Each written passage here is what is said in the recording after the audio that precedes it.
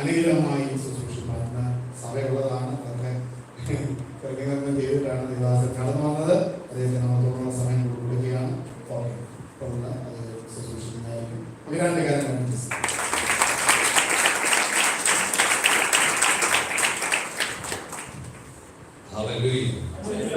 അനുഗ്രഹിക്കപ്പെട്ട വിശുദ്ധ ആരാധനകളുടെ പകലിൽ ഞങ്ങളുടെ കൂടെ എനിക്കുമായിരിക്കാൻ ദൈവം സാവകാശത്തിന് സ്വാഗതം ചെയ്യുന്നു. ഈ ശുശ്രൂഷകൾ നേടിയിരുന്ന സ്ഥലസഭയുടെ കർത്തൃദാസൻ, അനുഗ്രഹിക്കപ്പെട്ട കർത്തൃദാസൻ, മറ്റ് സഹോദരന്മാർ, വിനോദ് ബ്രദർ, കുടുംബം, അവരുടെ വീട്ടിലേക്ക് വരാൻ കഥാവിനെ സഹായിച്ചു. എല്ലാവർക്കും കഥാവ് യേശുവിന്റെ നാമത്തിൽ വന്ദനം അറിയിക്കുക. Hallelujah, hallelujah. സന്തോഷമുള്ള എത്ര പേരുണ്ട്? നമുക്കൊരു വേദവചനം വായിക്കാം. എബ്രായ ലേഖനം 2-ാം അധ്യായം 14-15 വാക്യം വായിച്ചു. 2:14-15. മക്കൾ ജഡരക്തങ്ങളോട് കൂടിയവരാകൊണ്ട് അവനും അവരെ പോലെ ജഡരക്തങ്ങളോട് കൂടിയവരായി മരണത്തിന്റെ അധികാരിയായ പിശാചിനെ തന്റെ മരണത്താൽ നീക്കി ജീവപര്യന്തം മരണഭീതിയിൽ അടിമകളായിരുന്നവരെ ഒക്കെ വിടുവിച്ചു.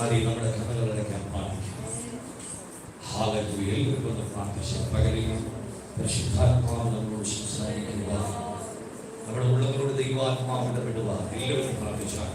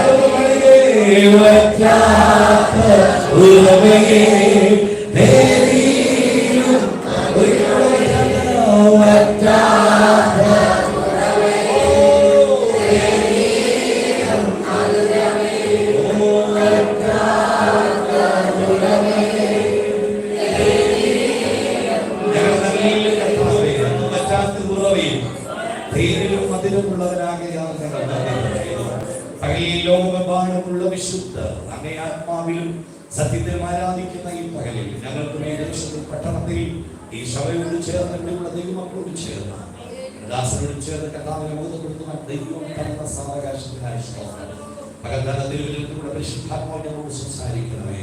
കേൾവിക്കാരായിരിക്കുന്ന എല്ലാവരും ദൈവാത്മാവ് ഇടപെടണം. ഈ ജീവിക്കുന്ന നാമത്തിൽ തന്നെ ഹല്ലേലൂയ. അനുഗ്രഹിക്കപ്പെട്ട ഈ കൂട്ടായ്മയ്ക്കായി ദൈവത്തിന് ഒരിക്കൽ കൂടെ സ്വാഗതം ചെയ്യുന്നു. ഈ ദേശത്തെ ദൈവം നിങ്ങളെ ഇത്രത്തോളം അനുഗ്രഹിച്ച ഓർത്ത് ദൈവത്തിന് നന്ദിയും പറയുന്നു. അല്ലെ, അനുഗ്രഹിക്കപ്പെട്ട ഒരു സന്ദേശം നമ്മൾ കേട്ട് കഴിഞ്ഞു. 51-ാം സങ്കീർത്തനത്തിൽ നിന്ന് കർത്തൃദാസൻ അതി നല്ല നിലയിൽ ദൈവവചനം ശുശ്രൂഷിക്കുന്നത് കേട്ട് ദൈവത്തെ സ്തുതിക്കുവാൻ എനിക്കും ദൈവം സഹായിച്ചു. ഞാൻ ഇങ്ങനെ ശ്രദ്ധിച്ചപ്പോൾ അതിനകത്ത് ഒരു വാക്യം എൻ്റെ ഉള്ളിൽ ഇടപെട്ടു. 8-ാമത്തെ വാക്യം അതിങ്ങനെയാണ്: സന്തോഷവും ആനന്ദവും എന്നെ കേൾക്കുമാറാക്കണമേ. ദാവീദ് പാപത്തിനകത്ത് പിടിക്കപ്പെട്ട് തകർന്ന് വലിയൊരു രോഗം തനിക്കുണ്ടായി. ദാവീദിന് ഒരു രോഗം ഉണ്ടായിരുന്നു. എന്താണെന്നറിയോ? സങ്കീർത്തനത്തിൽ കിടപ്പുണ്ട്.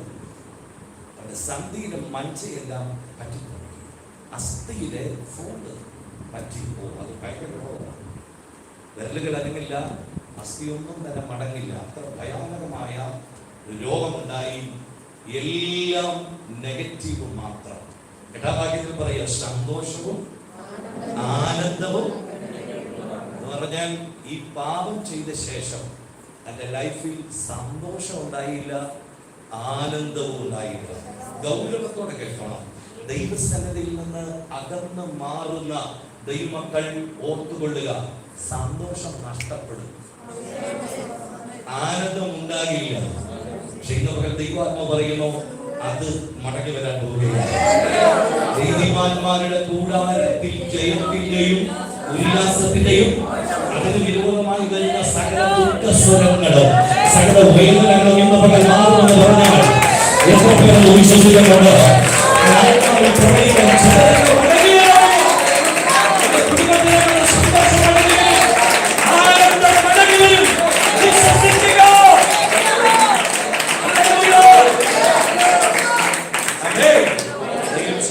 വായിച്ച വേദവചനത്തിലേക്ക് പ്രവേശിക്കാം. ഒത്തിരി സമയം നമ്മുടെ മധ്യത്തിലില്ല. ഈ സന്ദേശം മൊത്തം പറയാൻ എനിക്ക് കഴിയുകയില്ല. അതുകൊണ്ട് സമയമില്ലെങ്കിൽ വാക്യത്തിലേക്ക് നമ്മുടെ ശ്രദ്ധയൊന്ന് തിരിക്കാം. 2:14 വായിച്ചത്. അതിങ്ങനെയാ, മക്കൾ ജഡരക്തങ്ങളോട് കൂടിയവർ ആകൊണ്ട് അവനും അവരെ പോലെ ജഡരക്തങ്ങളോട് കൂടിയവനായി മരണത്തിന്റെ അധികാരിയായ പിശാചിനെ തന്റെ മരണത്താൽ നീക്കി ജീവപര്യന്തം മരണഭീതിയാൽ അടിമകളായിരുന്നവരെ ഒക്കെയും നല്ല ഒരു ഹല്ലേലൂയ കരം ഉയർത്തി ഒറ്റ വാക്യം പറഞ്ഞാൽ മതി, നമ്മുടെ അകത്ത് തീരുന്ന വാക്യത്തിനെ വിശുദ്ധരിലൂടെ പുറപ്പെടുവിപ്പിച്ച ഒരു അനുഗ്രഹിക്കപ്പെട്ട വചനമാണ് നമ്മൾ വായിച്ചത്. അതിനകത്തെ അവസാനത്തിൽ ഇങ്ങനെ എഴുതിയിരിക്കുന്നത്, ജീവപര്യന്തം മരണഭീതിയാൽ അടിമകളായിരുന്നവരെ വിടുവിച്ചു. കേൾക്കുന്നവരാമേൻ പറയട്ടെ. ജീവപര്യന്തം എന്നുള്ള വാക്ക് നമുക്കറിയാം. ജയിലിലൊക്കെ കുറ്റം ചെയ്ത് കിടക്കുന്നവർ, അവരുടെ ജീവപര്യന്തം മുഴുവൻ അവർ എവിടെയായിരിക്കും? ജയിലില്ല. പിന്നെ അവർക്ക് സ്വതന്ത്രമില്ല, പുറത്തു വരാൻ ഒരു ചാൻസും ഇല്ല. ഇവിടെ നോക്കിക്കേ, മരണപര്യന്തം അവിടെ എഴുതിയിരിക്കുന്നു. ജീവപര്യന്തം മരണഭീതിയാൽ അടിമയായ ഒരു ജനം. നിങ്ങൾ എവിടെ ഉണ്ടോ? പിതാക്കന്മാരുടെ കാലഘട്ടം മുഴുവൻ അവർ മരണത്തെ പേടിച്ചായിരുന്നു ജീവിച്ചത്. യാക്കോബ് പറയുന്നത്, ഞാൻ മരിച്ച പിതാക്കന്മാരുടെ കൂടെ ചേരും. അവർ അധമ പാതാളത്തിലാണ് ചെന്നുകൊണ്ടിരുന്നത്.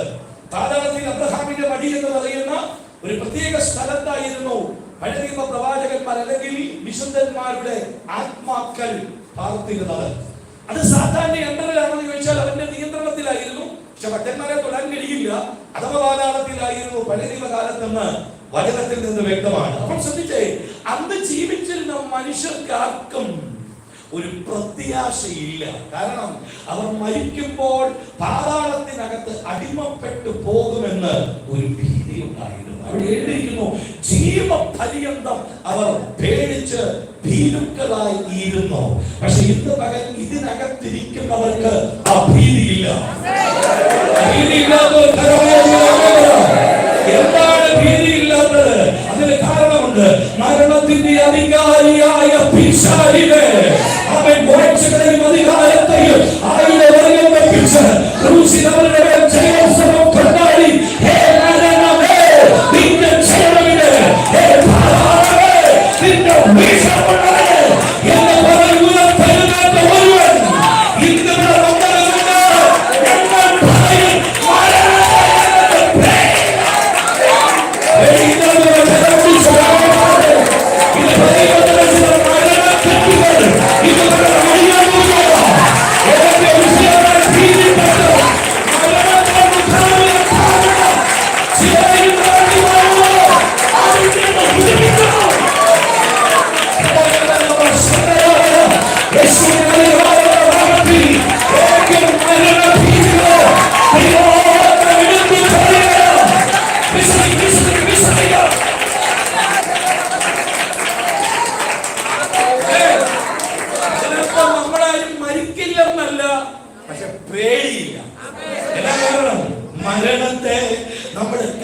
കർത്താവ് മരണമെന്നല്ല വിളിച്ചത്, ഉറക്കമെന്നാണ്.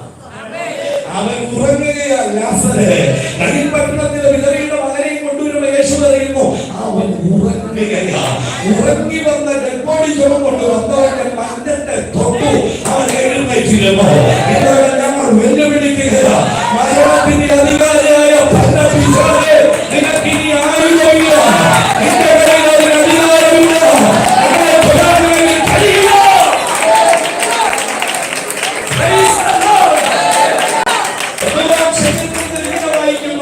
മനുഷ്യപുത്രന്മാരെ മടങ്ങി വരുവിനെന്ന് അവൻ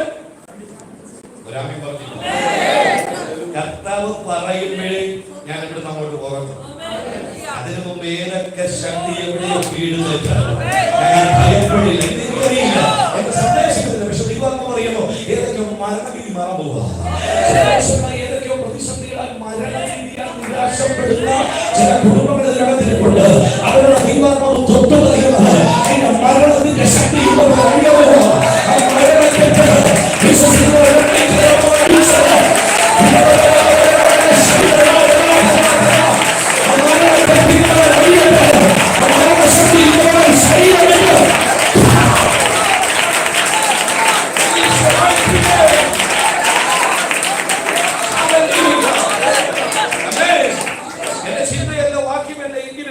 രാജാക്കന്മാരുടെ പുസ്തകത്തിൽ ഒരു വാക്യം വേഗത്തിൽ വായിക്കാൻ എന്റെ ഉള്ളിൽ ഒരു ചിന്ത വന്നു. 2 രാജാക്കന്മാരുടെ പുസ്തകം 4-ാം അധ്യായം 38-ാമത്തെ വാക്യം വായിക്കുമ്പോൾ അവിടെ കുറെ നേരം പായസം ഉണ്ടാക്കി കഴിക്കുന്നത് കാണാൻ കഴിയുന്നുണ്ട്. അവർ ചീല പറിച്ച് പായസം ഉണ്ടാക്കുമ്പോൾ ആ പായസത്തിനകത്ത് ഒരു വിഷം കലർന്നു. അവിടെ ഒരു മരണഭീതി ഉണ്ടായി എന്ന് പറയുന്നു. വായിക്കേണ്ട പറഞ്ഞ് വിടുകയാ.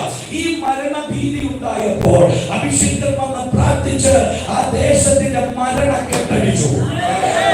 എഴുതിയിരിക്കുന്നു ഗർഭനാശമുള്ള ഒരു സ്ഥലം. 2 രാജാക്കന്മാരുടെ പുസ്തകത്തിൽ കിടപ്പുണ്ട്. അവിടുത്തെ വെള്ളം കുടിക്കുന്നവരെല്ലാം ഗർഭനാശമാണ്. ചുരുക്കമല്ല, ദേശം മരണശക്തിയാൽ പിടിക്കപ്പെട്ട് കിടക്കുകയാണ്. അഭിഷേകം ഒരു ഉപ്പെടുത്ത് പ്രാർത്ഥിച്ച് വെള്ളത്തിനകത്തിട്ടപ്പോ ആ ദേശത്തിലെ മരണക്കെട്ടടിഞ്ഞു. ഏതൊക്കെയോ ഭീതികൾ, ഏതൊക്കെയോ മരണഭീതികൾ ഇതൊക്കെ ദൈവാത്മാവ് അഴിക്കുന്നത്, ദൈവാത്മാവിൽ കർത്താവ് ഒഴുകുന്നത്. ആ മരണയോധൻ നിന്റെ വീടിലേക്ക് മാറുക.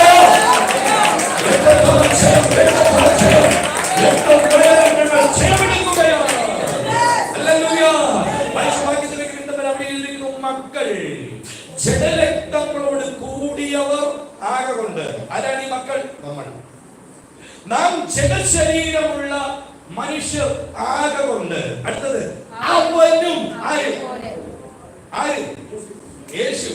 ആത്മാവാകുന്ന ദൈവം മക്കള്, താൻ സൃഷ്ടിക്കപ്പെട്ട തന്റെ ജനം മനുഷ്യരും ജഡശരീരവും ജഡസ്വഭാവവും ഉള്ളവരാകൊണ്ട് അവനും, ശ്രദ്ധയോടെ കേൾക്കണം, ആര്?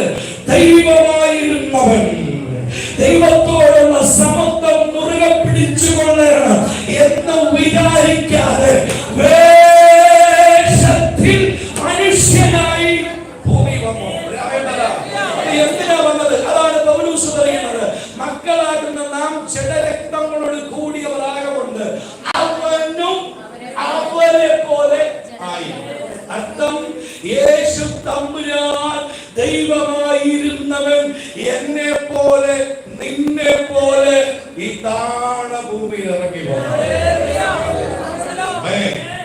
യേശുവിനെ കണ്ടിട്ടുള്ളവർ എത്ര പേരുണ്ട്? ഞാൻ പ്രസംഗിക്കുന്ന യേശു ആരാണെന്ന് ചോദിച്ചാൽ ഞാൻ പറയും എന്നെ പോലെ. നിങ്ങളാരും മിണ്ടാത്ത എന്റെ കർമ്മയുള്ളതേ എന്നെ പോലെ 2 കണ്ണ്, 2 കൈ, 2 കാല്, 5-6 കൈയും 5-6 കാലും, നമ്മെ പോലെ. നിൽക്കുന്നവരാരെങ്കിലും ഉണ്ടോ? ഇങ്ങനെ പറയാം, നമ്മുടെ കളർ കണ്ടുന്നില്ലല്ലോ. നമ്മുടെ ശരീരം പോലെ, നമ്മളെ പോലെ ഒരുവൻ ഇവിടെ വന്നു. ഞങ്ങൾ പ്രസംഗിക്കുന്ന യേശുവിന്റെ പ്രത്യേകത എന്നാണെന്നറിയാമോ? ഇവിടെ ഈ ഭൂമിയിൽ ഒത്തിരി ദൈവങ്ങളുണ്ട്. അവരൊക്കെ മനുഷ്യൻ ദൈവമായതാ.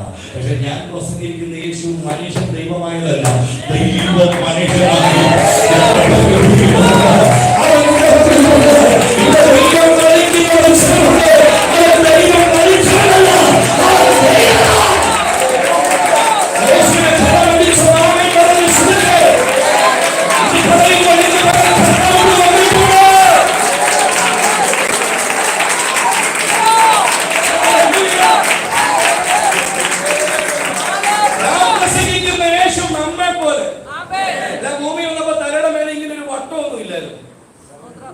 പ്രകാശമുള്ളൊരു വട്ടമൊക്കെ കണ്ടിട്ട് കൈ ഇങ്ങനെ വെച്ച് നമ്മെ പോലെ നിങ്ങളെ പോലെ. യെശയ്യാവ് പറയുന്നു അവൻ രോഗം ശീലിച്ചവനാണ്. ശീലിക്കുക എന്ന് പറഞ്ഞാൽ അർത്ഥം എന്തുവാ? പ്രാക്ടീസ് ചെയ്തു. അപ്പൊ യെശയ്യാവ് എന്നാ പറഞ്ഞ അവൻ രോഗം പ്രാക്ടീസ് ചെയ്യുന്നവനാണ്. നിങ്ങൾ രാമൻ പറഞ്ഞേ പറഞ്ഞ നമ്മെ പോലെ തലവേദന അവൻ അനുഭവിച്ചിട്ടുണ്ട്. വിശ്വസിക്കുന്നവർ മാത്രം ആമേൻ പറഞ്ഞു. കാലിന് വേദന എന്താണെന്ന് അവൻ അറിയാം. കാരണം പറയാം 30 വയസ്സ് വരെ ജോസഫിന് കീഴടങ്ങിയിരുന്ന വചനം പറയുന്നത്. അതിനുശേഷം ഇവിടെ പോയി ചരിത്ര പുസ്തകങ്ങളിൽ പറയുന്നു അവൻ അപ്പനമ്മയോട് കീഴ്ന്ന് ഒന്നുകൂടെ പറഞ്ഞ ജോസഫിന്റെ കൂടെ തൊഴിൽ ചെയ്യാൻ പോയി. ആര്? ദൈവം. 30 വയസ്സ് ജോസഫിന്റെ കൂടെ രാവിലെ ജോലിക്ക് പോകും. എന്നെ ചിന്ത പറയാം, കയ്യിൽ ഒരു സഞ്ചിയുണ്ട്, അതിനകത്ത് ഒരു ഉള്ളിയും ഒരു കൊട്ടുപിടിയും. ഇതുമായിട്ടാ പോകുന്നത്. ചായ കുടിക്കാൻ വേണ്ടി തട്ടുകട കയറി ഒരു ചായയും ഒരു വടയും യേശു തിന്നിട്ടുണ്ട്. അവൻ ഇത് കഴിഞ്ഞ് ജോലിക്ക് പോകും. പകലന്തിയോളം ചിന്തേറിട്ട് പിടിച്ച് കയ്യിലെ തൊലിയൊക്കെ പോയി ഇവിടെ തഴമ്പൊക്കെ വന്ന് വേദനിച്ച്. നിങ്ങൾ കണ്ട യേശു ഇത്ര യേശു അല്ലേ? പുസ്തകത്തിൽ പറയുന്ന ഇത്ര യേശു. ഒരാമൻ പറഞ്ഞാട്ടെ. അവൻ രാത്രി കാലങ്ങളിൽ പണി കഴിഞ്ഞ് മടങ്ങി വരും. അവൻ അന്ന് കിട്ടുന്ന കൂലി എത്രയാണെന്ന് എനിക്കറിയത്തില്ല. 100 രൂപ വലുമായിരിക്കും. നമ്മുടെ രൂപയല്ലല്ലോ. എന്നാലും ഒരു ചിന്ത പറയാം, 100-150 രൂപ കൂലി കിട്ടും. ഈ കൂലിയുമായിട്ട് നടന്ന് മാർക്കറ്റിൽ വരുമ്പോൾ വഴി മത്തിയിരിക്കുന്ന കാണും. 1 കിലോ മത്തി മേടിക്കും. ഇച്ചിരി കപ്പക്കിഴങ്ങുകൾ മേടിച്ച് ചിക്കുമായിട്ട് നേരെ വീട്ടിലോട്ട് കൊണ്ടുചെല്ലും. അവിടെ ചിലപ്പോൾ അമ്മയാകുന്ന മതിയിരിപ്പുണ്ട്. അമ്മയുടെ കയ്യിലോട്ട് കൊടുക്കും. ഇതങ്ങോട്ട് കൊടുക്കുമ്പോ മത്തി അങ്ങോട്ട് വെട്ടി കപ്പയെല്ലാം കൂടെ പുഴുങ്ങി സന്ധ്യയാകുമ്പോ മക്കൾക്കൊക്കെ അങ്ങോട്ട് വെതറി. മക്കൾക്ക് യേശു സഹോദരന്മാരറിയാം. യാക്കോബ്, യോസേഫ്, യൂദാ, പിന്നെ ശീമോൻ, പിന്നെ 2. അപ്പൊ എത്ര പിള്ളേരുണ്ട്? അമ്മ എത്ര പിള്ളേരുണ്ട്? 5-6 പിള്ളേര്. ചെറുതുങ്ങളെല്ലാം വീട്ടിലിരിക്കുകയാ. മൂത്ത മകനായി ജനിച്ച യേശു ജോലി കഴിഞ്ഞ് രാത്രിയാകുമ്പോ പണിയെല്ലാം കഴിഞ്ഞിട്ട് ചൂടുവെള്ളം ഒഴിച്ച് കുളിച്ച് ഒരു 8:30 കപ്പ കഴിക്കാൻ വരും. നമ്മളിതുപോലത്തെ ഡൈനിങ് ടേബിൾ ഒന്നുമല്ല. എന്ത് ചിന്ത കൊരട്ടിപ്പലകരാമ. അവിടെ അങ്ങനെ ഇരിക്കുമ്പോ അമ്മ എല്ലാവർക്കും ഭക്ഷണം വിളമ്പി കൊടുക്കും. അവസാനം വിളമ്പി വരുമ്പോ മൂത്ത മകന്റെ എടുക്ക വരുമ്പോ സംഗതി തീർന്നു പോകും. ഇത് അനുഭവിച്ചിട്ടുള്ളവരെന്നെ അമ്മൻ പറഞ്ഞാൽ അന്നത്തെ കാലം ഇപ്പോഴത്തെ കാലമല്ലെന്നേ. അന്ന് കട്ടതയും പട്ടിണിയും ഒക്കെ എല്ലാവർക്കും വിളമ്പാൻ തികഞ്ഞില്ല. യേശുവിന്റെ അടുക്ക വന്നപ്പോ കപ്പക്കിഴങ്ങ് തികഞ്ഞില്ല. അമ്മ എടുത്ത് മോനോട് പറഞ്ഞു, മോനെ തികഞ്ഞില്ല. അർത്ഥം വിശപ്പെന്താണ് അറിഞ്ഞവൻ. ആരെങ്കിലും ഇന്ന് പകലിൽ നിരാശയുടെ ഇരിപ്പുണ്ടെങ്കിൽ ഞാൻ പറയാം, നിന്റെ വേദന എന്താണെന്ന് നന്നായി അറിയാവുന്നവരാ എന്റെ യേശു. പൊട്ടിമുളച്ചു കൊണ്ടവരല്ല. കഷ്ടത എന്താണെന്നും വേദന എന്താണെന്നും രോഗം എന്താണെന്നും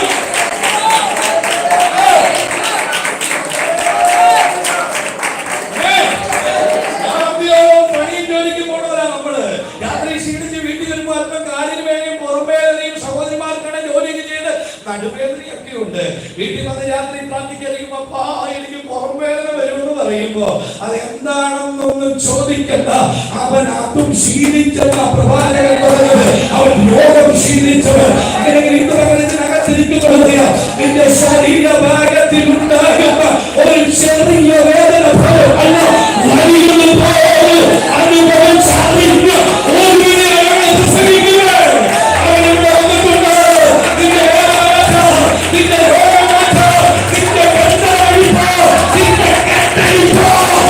This is the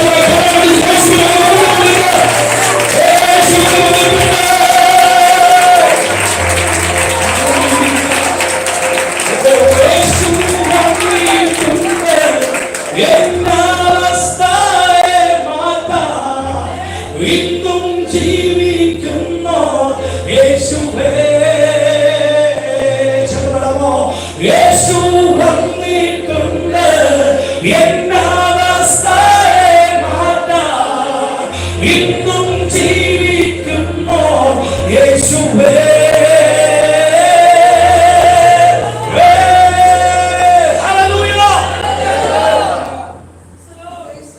അല്ലാതെ കണ്ണുണ്ടായിട്ട് കാണാത്തവനല്ല, ചെവി ഉണ്ടായിട്ട് കേൾക്കാത്തവനല്ല. നിന്റെ വേദന അറിയുന്ന ആരെയൊക്കെ തൊട്ടവൻ സംസാരിക്കുന്ന കുഞ്ഞെ, നീ അനുഭവിക്കുന്ന വേദന ഞാനും ശീലിച്ചിട്ടുണ്ട്. നീ അനുഭവിക്കുന്ന വേദന എനിക്കും അറിയാമെന്നവന് ഇവരെ നിന്നെ തൊടാൻ അവരുടെ മുഖത്തുണ്ട്, നിന്റെ ഹൃദയത്തെ തൊടുവാൻ ഇവരെ മുഖത്തുണ്ട്. പലവരെയും മക്കൾ ജനങ്ങൾ കൂടെ ഉള്ളവരാകുന്നുണ്ട്. അവരും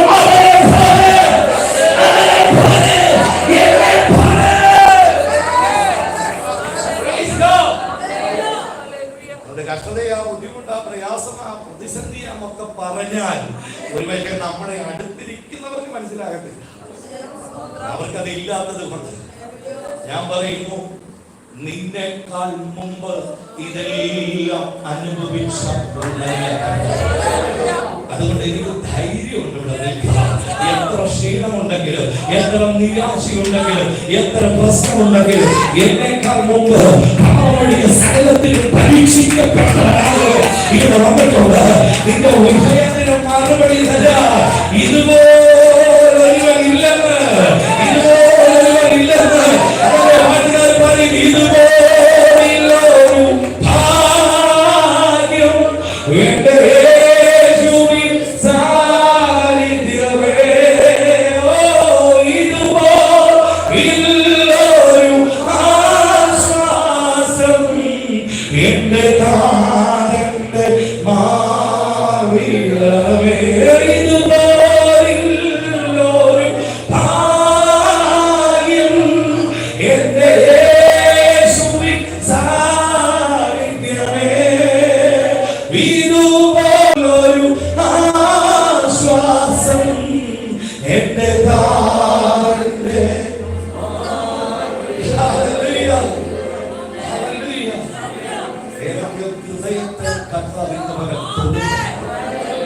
ആരോടും പറയാതെ ഹൃദയത്തിനകത്ത് നീങ്ങുന്ന നിരാശയുമായി ആരോടും പറയാൻ കഴിയാതെ പുറപ്പെട്ടു പോകുന്നു.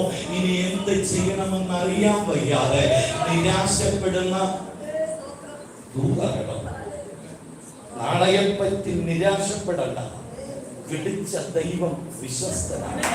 ഞാൻ നിന്നെ അറിയുന്നത് എന്റെ ആത്മാവിനുറകൾ നിന്നോട് ദൂത തരികയാണ്. പലരും ഒറ്റപ്പെടുത്തി വേദനിച്ചു. ഇനി എന്താണ് ചെയ്യണമെന്ന് അറിയാൻ കഴിയാതെ നിരാശപ്പെട്ട് നിൽക്കുമ്പോൾ എന്റെ ആത്മാവ് ദൂത് പറയുമോ, ഇതുവരെ കണ്ടിട്ടില്ലാത്ത ചില മേഖലകളിൽ ആത്മാവിന്റെ തലമുറയിൽ നിന്നെ നടന്നു പോവുകയാണ്. പ്രതീക്ഷിക്കാത്ത ചില വാതിലുകളും വലിയ പരിശുദ്ധാത്മാവ് 2024 തീരുമാനങ്ങളുണ്ട്. നിന്റെ കൂടാരത്തിനകം ഭയക്കുന്നുണ്ട്. ആത്മാവിന്റെ ദൂത് പറയുന്നു. അടുത്ത 60 ദിവസത്തിനകം പ്രതീക്ഷിക്കാത്ത ഒരു ഫോൺ കോൾ അതൊരു വഴിയുടെ യാത്രയുടെ നന്മയുടെ അനുഗ്രഹമാകുമെന്ന് ദൈവാത്മാവ് ദൂത് പറയുന്നു. വിശ്വസിച്ചേറ്റെടുക്കുക. ദൈവത്തിന്റെ മക്കൾക്കുണ്ട്. കൂടെയുള്ളവരാകൊണ്ട് അവനും നമ്മെ പോലെ രക്തങ്ങളോട് കൂടിയവൻ ആയി. നമ്മൾ വായിച്ച സങ്കീർത്തന പുസ്തകത്തിൽ എഴുതുന്നുണ്ട്, ഹനനയാഗവും ഇബ്രാഹിം ലേഖനത്തിൽ ആ വാക്യം അതെന്റെ വിഷയത്തിലൊക്കെ വന്നതുകൊണ്ട് ഞാൻ വായിക്കുകയാണ്. ഇബ്രാഹിം ലേഖനത്തിൽ പൗലോസ് അത് പറയുന്നുണ്ട്. 10-ാം അധ്യായം 5-ാമത്തെ വാക്യത്തിൽ പറഞ്ഞു, ആകയാൽ ലോകത്തിൽ വരുമ്പോൾ ഹനനയാഗവും വഴിപാട് നീ ഇച്ഛിച്ചില്ല, എന്നാൽ ഒരു ശരീരം നീ എനിക്ക് ഒരുക്കിയിരിക്കുന്നു. ഇവിടെ സങ്കീർത്തന പുസ്തകത്തിൽ പറഞ്ഞു ഹനനയാഗവും ഭോജനയാഗവും ഒന്നും ഇഷ്ടപ്പെട്ടിട്ടില്ല.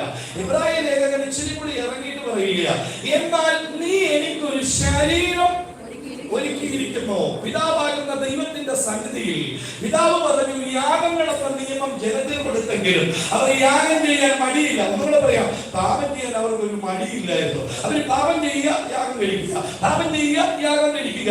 കാളകളും ആട്ടുകൊറ്റന്മാരും ഇങ്ങനെ അവരവരുടെ ശബ്ദ തോറും ആയിരക്കണക്കിന് അറുത്തറുത്തറുത്ത് അവരുടെ രക്തങ്ങൾ ഭൂമിയിൽ ഒഴുകുന്നത് കണ്ടപ്പോൾ തമ്പുരാൻ പറഞ്ഞു, വീതരിക്കുകണ്ട. ഹനനയാഗവും മോഹയാഗവും മോചനയാഗവും ഭാഗവും എനിക്ക് ഇഷ്ടമില്ലെന്ന് പറഞ്ഞപ്പോ വലഭാഗത്തിരിക്കുന്ന പുത്രൻ തമ്പുരാൻ ചാടി എഴുന്നേറ്റ് പറഞ്ഞു, ഇതാ പുസ്തക ചുരുളിൽ എന്നെ പറ്റി പറഞ്ഞിരിക്കുന്നു, നിന്റെ ഇഷ്ടം ചെയ്യുവാൻ ഇതാ ഞാൻ വരുന്നു. പറയുന്നു, ഇതാ അവൻ എനിക്ക് ഒരു ശരീരം, അവൻ എനിക്കൊരു ശരീരം. ഏതാണ് ആ ശരീരം? ഏതാണ് ആ ശരീരം? കീർത്തിശീലയിൽ പൊതിഞ്ഞ് കാലിത്തൊഴുത്തിൽ ഒരു ശരീരം ദൈവം അവന് വേണ്ടി ഒരുക്കി. അർത്ഥം, ദൈവമായിരിക്കുന്നവന് ഭൂമിയിൽ വരേണ്ടതിന് ഒരു ശരീരം വേണമായിരുന്നു. അതിനുവേണ്ടി ദൈവം ഒരു ശരീരം എടുത്തു. ശരീരമല്ല വലുത്, അകത്തിരിക്കുന്നവനാണ്. ശരീരത്തിന്റെ ഫോട്ടോ എവിടെ വെച്ചിട്ടുണ്ട്? ശരീരമൊന്നും അല്ലത്, ഒരു ശരീരം അവൻ എടുത്തു. എങ്ങനെ, എന്തിനെടുത്തു?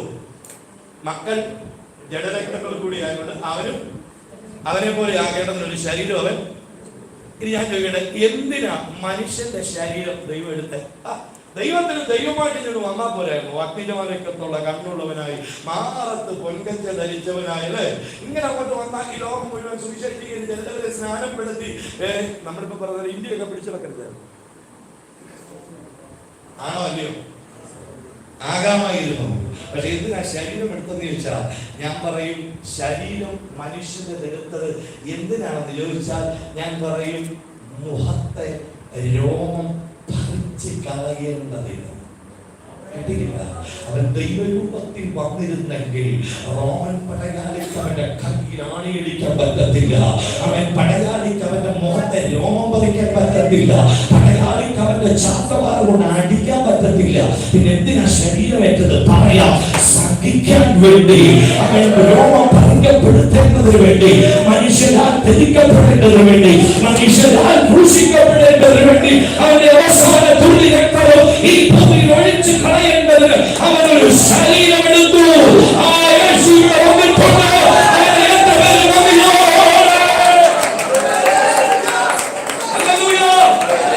യേശുവിന് ശരീരമെടുത്ത് ഞാൻ പറയും, അവൻ ആ ശരീരത്തിൽ വന്നില്ലായിരുന്നെങ്കിൽ അവന്റെ മുഖത്തെ രോമം ആർക്കും പറിക്കാൻ.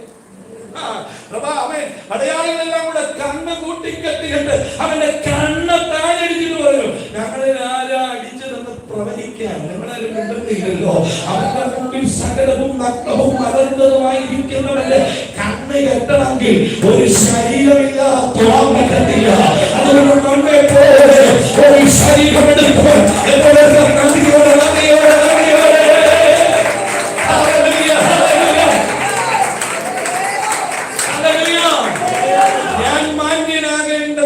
അവൻ മാന്യനല്ലാതായി മാറി. എന്നെ ഉയർത്തേണ്ടതിന് അവൻ താഴ്ച അനുഭവിച്ചു. എന്റെ ഭാവത്തിന് പരിഹാരമായി അവൻ എനിക്ക് വേണ്ടി മരിച്ചു. യാഗങ്ങളായിരുന്നു. യാഗങ്ങളെന്ന് പറഞ്ഞാൽ വേഗത്തിൽ പറഞ്ഞുവിടാം. ഒരു മനുഷ്യൻ പാപം ചെയ്തു കഴിഞ്ഞാൽ അവന് പകരമായി ഒരു ആട്ടിൻകുട്ടി മരിക്കണം. അതായത് പാപം ചെയ്യുന്നവൻ മഹാപുരോഹിതന്റെ അടുക്കൽ വരണം. കാരണം പാപത്തിന് ശമ്പളം മരണമെന്ന് പ്രമാണമുണ്ട്. മഹാപുരോഹിതന്റെ അടുക്കൽ ഒരു ആട്ടുകുട്ടിയായിട്ട് വരുമ്പോൾ ഇവൻ ചെയ്ത പാപം ഈ ആട്ടുകുട്ടിയുടെ ശിരസിന്മേൽ ഇവൻ കൈവച്ച് പറയും, ഞാൻ ഇന്നേന്റെ പാപം ചെയ്തു, അത് നിന്റെ മേൽ പകരുന്നു. അവിടെ ഇവന്റെ പാപം ആട്ടുകുട്ടിയുടെ മീതെ വരും. ഇവന് പകരമായി ആട്ടിൻകുട്ടി മരിക്കും. ഇതാണ് യാഗം. ഇതാണ് യാഗം.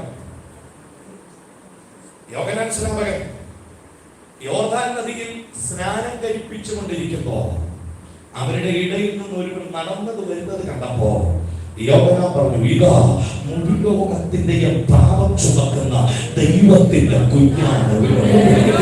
സകല ലോകത്തിന്റെയും സകല മനുഷ്യന്റെയും പാപം ശിരസ വഹിച്ചുകൊണ്ട് എനിക്ക് വേണ്ടി നിനക്ക് വേണ്ടി അവൻ നമുക്ക് പകരമായി അവൻ മരിച്ചു. അവരുടെ വന്നിട്ടുണ്ട്.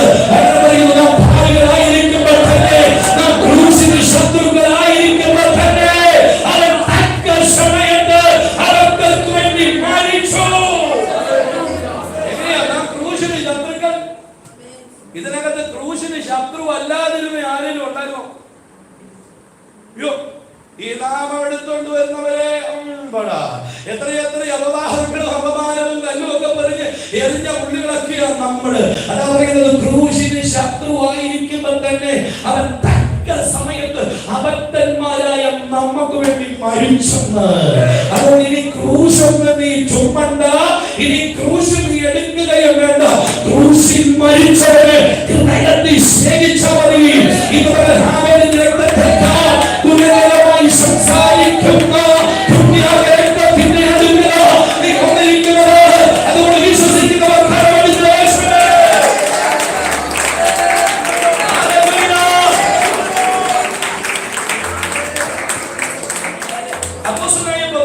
എഴുതപ്പെട്ട ഒരു ലേഖനമാണ് എബ്രായ ലേഖനം. നമുക്കെല്ലാം അറിയാം, കുറെ തർക്കങ്ങളൊക്കെ ഉണ്ടെങ്കിലും പൗലോസ് തന്നെ എഴുതിയ. ആരാണ് എബ്രായൻ? ആരാണ് എബ്രായൻ? ആരാ എബ്രായൻ? എബ്രായൻ അറിയാവുന്ന പറ. അബ്രഹാം. നദി കുറുകെ കടന്നവൻ അബ്രഹാം, അവന്റെ പേരായി എബ്രായൻ. ആരാണ് എബ്രായർ? ഞാൻ പറയാം, അബ്രഹാമിന്റെ സന്തതി പരമ്പരയായി എബ്രായർ. എബ്രായ ജനത്തെ പറ്റി പൗലോസ് വ്യക്തമാക്കുന്നുണ്ട്.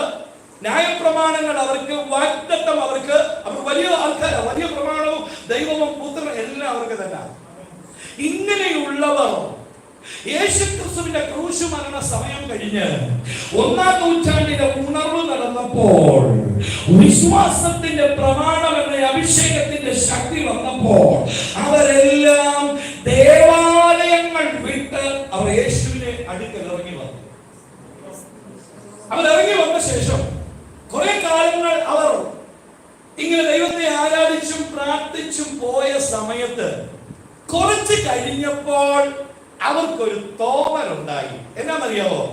ഞങ്ങൾ വിട്ടേച്ച് പോകുന്നത് ശരിയാണോ എന്നൊരു തോന്നൽ അവരുടെ അകത്ത് വന്നു. കേൾക്കുന്നവരാമേൻ പറയട്ടെ.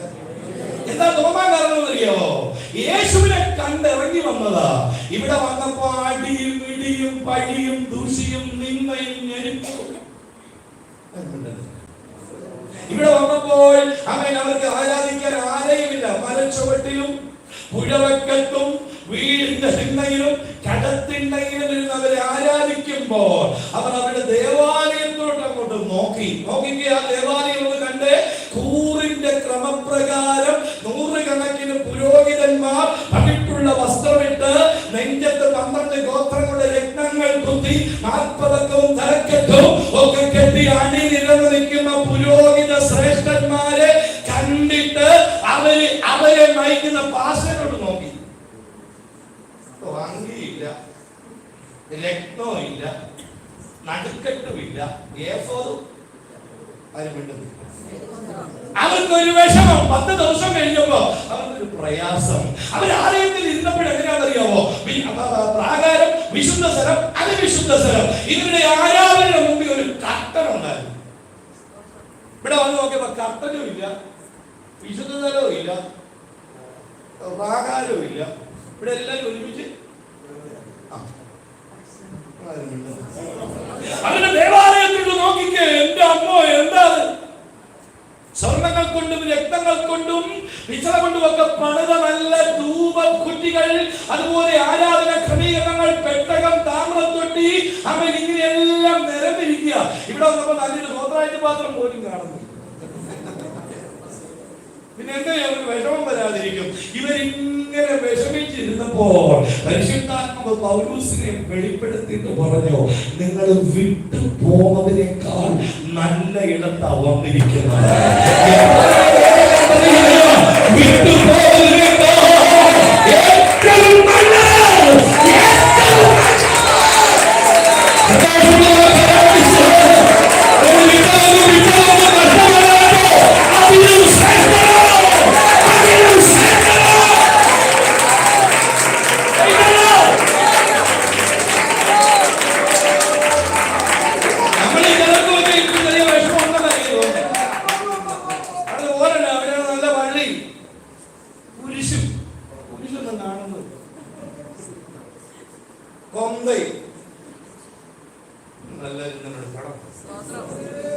പിന്നെ കൂടുതൽ നോക്കുന്നത് ശവക്കോട്ടയാണ്.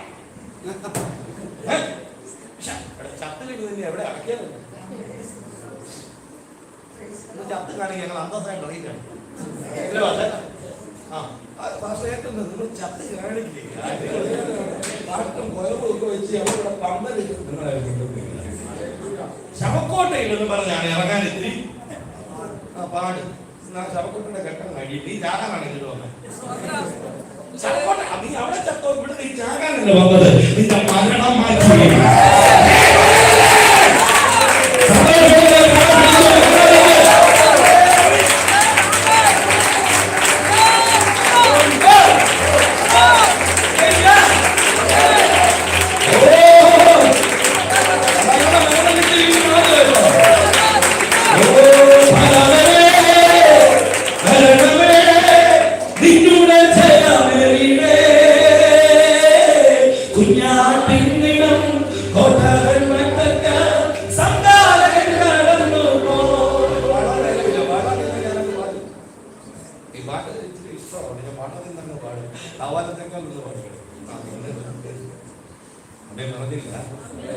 വിട്ടുപോകുന്നതോർത്ത് ദുഃഖിച്ച് നിരാശപ്പെട്ട് അവൻ ഇരിക്കുമ്പോൾ അവനെ ഉറപ്പിക്കാൻ എഴുതിയ ലേഖനമായി എബ്രായ ലേഖനം. അവരോട് പറഞ്ഞു, നിങ്ങൾ വിട്ടുപോകുന്നതിനേക്കാൾ ശ്രേഷ്ഠമായിട്ട് അവന് പൗലോസ് പറയും, 1-ാം അധ്യായം എഴുതിയിട്ട് പറയുന്നു, ദൂതന്മാരെക്കാൾ ശ്രേഷ്ഠത നിങ്ങൾ വന്നിരിക്കണം.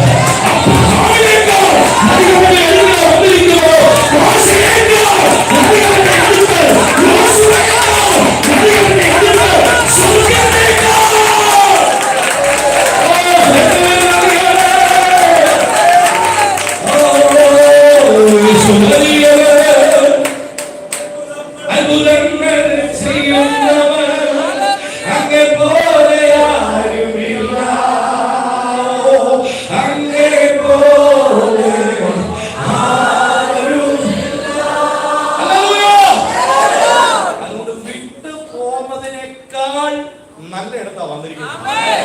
വിട്ടു പോകുന്നവരെക്കാൾ വലിയവന്റെ അടുക്കൽ. ഇങ്ങോട്ട് ഇറങ്ങിയിട്ട് തിരിച്ചു ചെല്ലാൻ അങ്ങോട്ട് കയറിയായിരുന്നു. ഞാൻ ഇറങ്ങി കഴിഞ്ഞ ശേഷം തിരിച്ചങ്ങോട്ട് കയറി. നമ്മളെ കഴിഞ്ഞൊന്നും കണ്ടായിരുന്നു. ആ വരവൊക്കെ ഒന്ന് കാണണമായിരുന്നു. സങ്കടം വന്നു. ഒരു കുരിശൊക്കെ പിടിച്ച് ഇങ്ങനെ കിടക്കുന്നു. കൊണ്ടുപോയില്ലേ ഞാനതൊന്നും പറയുന്നു. ഓരോരുത്തരും ദൈവാത്മ പറയുന്നു, ഏറ്റവും ശ്രേഷ്ഠമായ ഇടത്താണ് ഈ ഭൂമിയിൽ നിനക്ക് കിട്ടാവുന്ന ഏറ്റവും വലിയ പദവിയിലേക്ക് ഇരിക്കുന്നു. കാണുമ്പോൾ ആരും എനിക്ക് ചെറിയ ഏസിയൊക്കെ ഉള്ളു. പക്ഷേ കർത്താവ് പറഞ്ഞു, ദൈവരാജ്യം നിങ്ങളുടെ ഇടയിൽ. അതേതാ ദൈവരാജ്യം? ഇതിനകത്ത് രാജാഭവനം, പിണറായി മറ്റേ പുള്ളിയൊക്കെ വെളിയിലോട്ട്, ഇവിടെ കർത്താവ് രാജാവ്.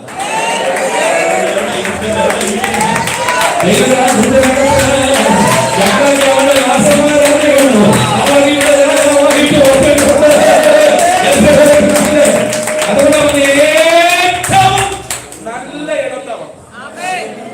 ഒരു സ്ഥലത്ത് ദൂതന്മാരെക്കാൾ വലിയവരിവിടെ. എന്താ പറയാൻ കഴിയുമെന്നറിയോ? ആ കാലഘട്ടത്തിൽ യഹൂദന്മാരുടെ ഇടയിലെ ഹീറോ ആയിരുന്നു ദൂതൻ. അവരുടെ ആ കാലത്തിലെ യഹൂദന്മാരുടെ സൂപ്പർ സ്റ്റാർ ആയിരുന്നു മോശ. മോശയല്ലേ അവരെ ചെങ്കടലിൽ കടത്തി. അവിടെ വചനത്തിൽ ചെങ്കടൽ കണ്ടത് മോശയോട്. അപ്പൊ മോശ സൂപ്പർ സ്റ്റാർ. എങ്ങോട്ട് ദൂതൻ ഇടയ്ക്കിടയ്ക്ക് വരുമായിരുന്നു. മറ്റേ വിദേശക്കുളക്കിടെ വിരോധം തരുന്ന. അപ്പൊ ദൂതനും അവിടെ ഹീറോ. ഇന്നലെ ഹീറോമാരെ പൊളിക്കാൻ പോകും. ഹീറോമാരുണ്ടെന്ന് ദൈവാത്മാവോട് പറയുന്നു. അവിടെ ഒരു ഹീറോ, ഇവിടെ ഒരു ഹീറോ. ഒറ്റ ഹീറോയേ ഉള്ളൂ.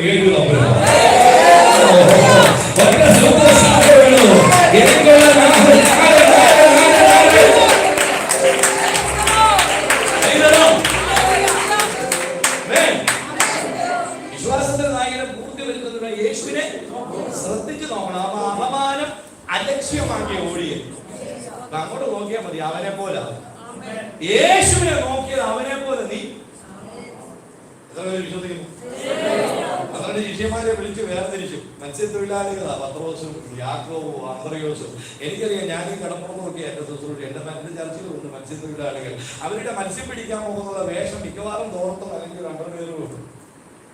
പത്രോസിനാണെങ്കിൽ അതും കൂടി ഇല്ലായിരുന്നു എഴുതിയിരിക്കുന്നത്. നഷ്ടനായിരുന്നു അല്ലേ? 3.5 വർഷം കർത്താവിലൂടെ നടന്നു.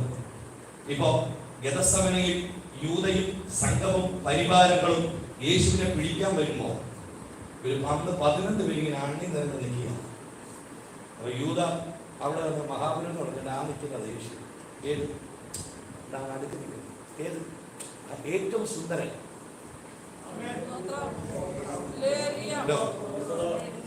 ഏറ്റവും സുന്ദരൻ എന്ന് പറഞ്ഞാൽ 11 പേര് യേശു കൂടെ നിൽക്കുക. ഇതിനകത്ത് യേശു ഏതാ പത്രോസ് എന്ന് അറിയാൻ മേല, എല്ലാവരും അവനെ പോലെ.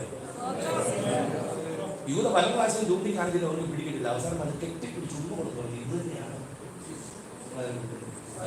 3.5 വർഷം യേശുവിനൂടെ നടന്നപ്പോ യേശുവിന്റെ സ്റ്റൈല് അതിലേക്ക് വന്നു. യേശുവിന്റെ ഹെയർ സ്റ്റൈൽ, യേശുവിന്റെ വസ്ത്രധാരണം, യേശുവിന്റെ ഭാവം. പത്രോസ് ഏതാ, യോഹന്നാൻ ഏതാ, എല്ലാവരും അവനെ പോലെ. നീ ആരെ അനുഗമിക്കുന്നു നിന്നെ നോക്കിയാൽ നന്നായിട്ട്. മിക്കവാറും ചിലരെയൊക്കെ നോക്കുമ്പോ ഇങ്ങനെയൊക്കെ കാണാം. അറിയാം നിങ്ങൾ ആരെ അനുഗമിക്കുന്നത്. ഇവിടെ ഇരിക്കോ കേൾക്കോ, നീ ആരെ അനുഗമിക്കുന്നത് നിന്നെ നോക്കിയാൽ ഇവരുടെയൊക്കെ മുഖം കാണുമ്പോൾ അറിയാം ഇതിനകത്ത് ആരെങ്കിലും ഉണ്ടെങ്കിൽ കർത്താവിനെ ഒന്ന് അനുകരിച്ച് അവൻ നിന്നെ പോലെ നീ അവനെ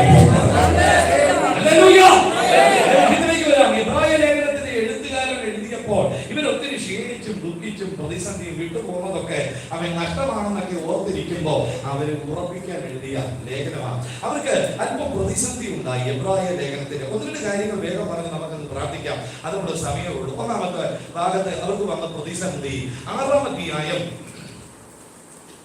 12-ാമത്തെ വാക്യം വേഗത്തിൽ വായിച്ച് 6-ന്റെ പറയുന്നത്. അങ്ങനെ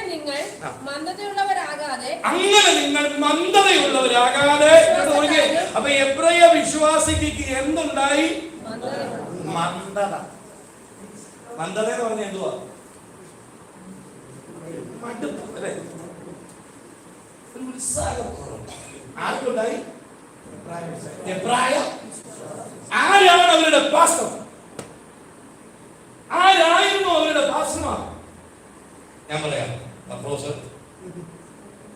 യോഹന്നാൻ, പൗലോസ്, ഇങ്ങനെ ഉണ്ടായിരുന്ന എബ്രായ സഭയിലെ വിശ്വാസിക്ക് മന്ദത ഉണ്ടായെങ്കിൽ വിജോപാസയുടെ വിശ്വാസികൾക്ക് എത്ര ഉണ്ടാകാം? പത്രോസും പത്രോസും നടക്കുമ്പോ രോഗി നോക്കിയോല്ല, പൗലോസിന്റെ റൂമാലെടുത്ത് കൊടുക്കുമ്പോ യോഹന്നാനെ സ്വർഗ്ഗത്തിൽ കയറിയ വെളിപ്പാട് വിളിച്ചുകൊണ്ട് തന്നെ ഇങ്ങനെയുള്ള വിശ്വാസിക്ക് എന്തുണ്ടായി? മന്ദതയുള്ള ചിലർ കണ്ടറിയാം. മന്തി പോലെ ആകെ ഒരു മന്ദത. തണുപ്പൊക്കെ ഉള്ളത് സുഖമല്ലേ ഉറങ്ങാൻ. എന്റെ ചർച്ചയിലുണ്ടായി, ഞാൻ 2 ആഴ്ച മുമ്പ് AC കിട്ടുന്നുണ്ട്. ഈ തണുപ്പത്തിനകത്ത് കയറി ഇരുന്ന് ഉറങ്ങുക. AC നല്ല ചൂടാ, വീശിക്കൊണ്ടിരിക്കണം, ഉറങ്ങില്ല. ഞാൻ പറയുന്നത് ഉറങ്ങുന്ന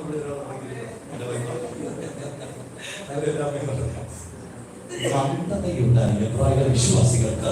ഇന്ന് ഇതിനകത്തിരിക്കുന്ന ആരോടൊക്കെ പറയുന്നു, നിന്റെ മന്ദത എന്ന് പറയാൻ മാറാറില്ല.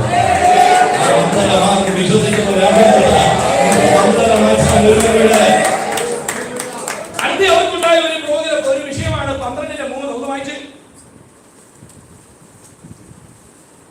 12:3. നിങ്ങളുടെ ഉള്ളിൽ ക്ഷീണിച്ചു മടുക്കാതെ. അപ്പൊ അടുത്തത് ക്ഷീണവും മടുപ്പും. അപ്പൊ 1 മന്ദത, 2 ക്ഷീണം, 3 മടുപ്പ്. എന്നതിന് ആരാധനയ്ക്ക് വരാൻ ഒരു മടുപ്പ്, യോഗത്തിന് പോകാൻ ഒരു മടുപ്പ്, ഉപവാസ പ്രാർത്ഥന ഇരിക്കാൻ ഒരു മടുപ്പ്. പണ്ടൊക്കെ എങ്ങനെയാണെന്ന് അറിയാവോ? പണ്ടൊക്കെ രക്ഷിക്കപ്പെട്ട് വന്നവരുടെ രാവിലെ വിളിക്കുന്ന യോഗോപവാസ പ്രൈസറോ എന്തുണ്ട്, പക്ഷേ ഇയാൾക്ക് ഉപവാസ പ്രാർത്ഥന വല്ലതും ഉണ്ടോ എന്ന് എന്താ സൗകര്യം? അല്ലെ ഞങ്ങൾക്ക് 3-4 ദിവസം ഉപവസിക്കാൻ വേണ്ടിയാ. പക്ഷെ ഞായറാഴ്ച പ്രാർത്ഥന ഉണ്ടേ അറിയിക്കാം. ഇപ്പൊ നേരെ തിരിച്ച ഉപവാസം വെച്ചിട്ട് പാസ്റ്റർ രാവിലെ എടുത്തിട്ട് മേശി സിസ്റ്റർ അല്ലേ അവിടെ ചർച്ച ഉപവാസ പ്രാർത്ഥന മറ്റേ ആ ചാനലുകളെ കൊണ്ട് മടുപ്പ് നടന്നു കഴിയുന്നത് മടുപ്പാണ്. സന്തോഷമുള്ളവർക്ക് രാമൻ പറഞ്ഞേ.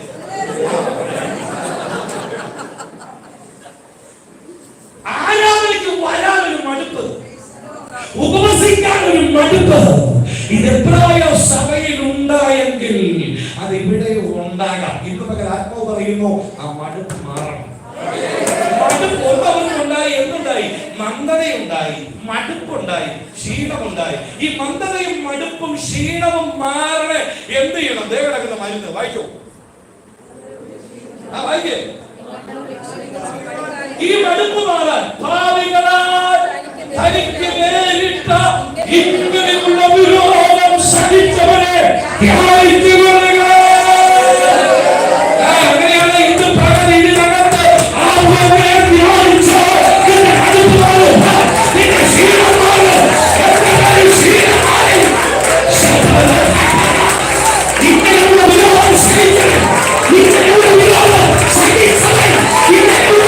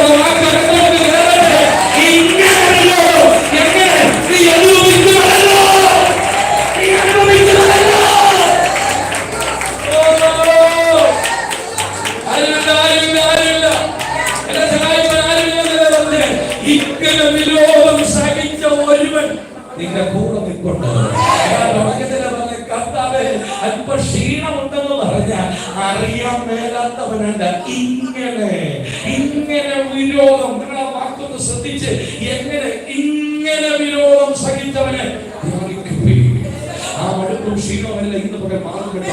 കർത്താവിന്റെ നാമത്തിന് വേണ്ടി ഇറങ്ങിയത് നിമിത്തം ചില നിരാശകളും ദുഃഖവും മടുപ്പും അനുഭവിച്ച് വേദനയോടെ നിൽക്കുന്നവർ ചിലതിനകത്തുണ്ട്. ചിലപ്പോൾ വീട്ടായിരിക്കാൻ ഇറങ്ങിയത്, ചിലപ്പോൾ വലതിന്റെ ചില സഹോദരന്മാർ നിന്നെ ഉപേക്ഷിച്ചിരിക്കുക. ഈ നാമം എടുത്തതിന്റെ പേരിൽ പലരും നിന്റെ പണിയും ദൂഷ്യവും നിന്നയും ഫലമില്ല.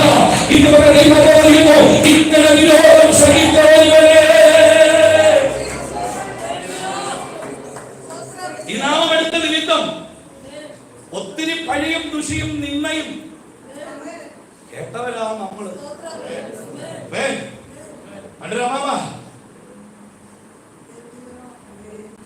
ഈ നാമത്തിന് വേണ്ടി ഇറങ്ങി വീട്ടുകാരും നാട്ടുകാരും അപ്പച്ചനും അമ്മച്ചും എല്ലാം ഉപേക്ഷിച്ചു, വീട്ടിൽ ഇറക്കി വിട്ടു. രാത്രികാലം വീട്ടിലെ കപ്പക്കാരെ വന്ന് കിടന്നുറങ്ങും. രാത്രി ഉറങ്ങുമ്പോ കപ്പയുടെ കമ്പിങ്ങനെ ആക്കുമ്പോ അമ്മച്ചിക്കറി അവൾ വന്നിട്ടുണ്ടെന്ന് അമ്മച്ചി കൊണ്ട് ഇച്ചിരി കഞ്ഞി കപ്പയൊക്കെ. അങ്ങനെ അവിടെ കടന്ന് അവിടെ ഉറച്ചു വന്ന ഒരു അമ്മാമ്മയുണ്ട്, അറിയോ? അറിയത്തില്ല, പാട്ടുപാടി അറിയാം. അവിടെ കടന്നുകൊണ്ട് അമ്മച്ചി പാടി, യാത്ര ചെയ്യും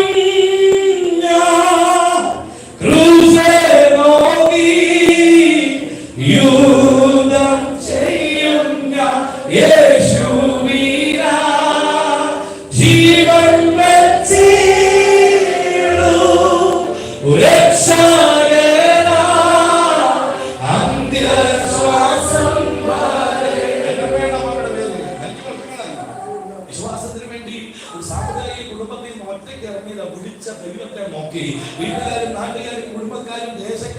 മുഴുവൻ ഒറ്റപ്പെടുത്തി. രാത്രി കടക്കാനിടയില്ല, കപ്പക്കാരെ വന്നു കിടന്നു. അപ്പനും അമ്മയും സഹോദരന്മാരും വെല്ലുവിളിച്ചു, മടങ്ങി വാ. നിന്റെ ഇടയ്ക്ക് അമ്മ പറഞ്ഞു, ചത്താലും വരില്ല. ആ അമ്മ വിശ്വാസത്തിൽ നിന്നു. നിന്നത് നിമിത്തം ആ കുടുംബം മുഴുവൻ അമ്മയുടെ പുറകെ യേശുവിൽ വന്നു. അതുകൊണ്ടാ പറഞ്ഞത്, നീ ഇറങ്ങി തിരിച്ചതിന്റെ പുറകെ നിന്റെ തലമുറ വന്നിരിക്കും, നിന്റെ സഹോദരൻ വന്നിരിക്കും. യേശുവിൽ വിശ്വസിക്കുക. മാത്രമല്ല, നിന്റെ കുടുംബം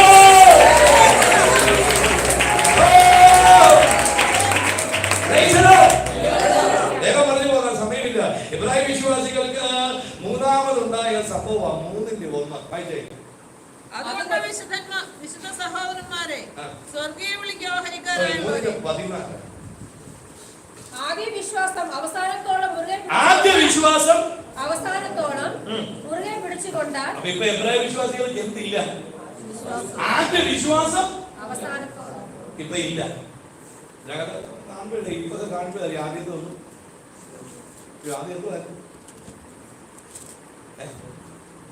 ആദ്യ വിശ്വാസം വെളിപ്പാട് പുസ്തകം വായിക്കും. അങ്ങനെ ഒരു കുറ്റം എനിക്ക് നിന്നോട്, ആ കുറ്റം കേൾക്കുന്ന പലരോട് ഇരിക്കണമെന്ന് എനിക്ക് ഞാൻ ഉൾപ്പെടും.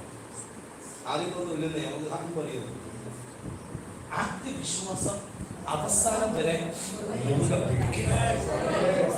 പറഞ്ഞ ആദ്യ വിശ്വാസം അടുത്തിരിക്കുന്നതിനെ തൊട്ടിട്ട് പറഞ്ഞ ആദ്യ വിശ്വാസം അവസാനം വരെ.